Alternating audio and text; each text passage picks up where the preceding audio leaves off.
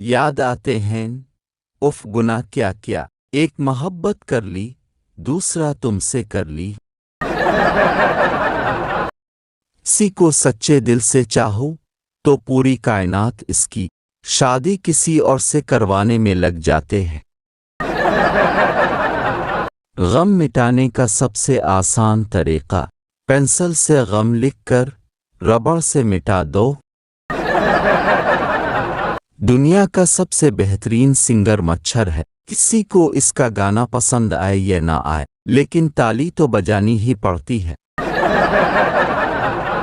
एक आदमी हाथ धोकर एक औरत के पीछे पड़ा था। औरत ने मना धोकर दिखाया, तब जाकर मामला रफा दफा हुआ।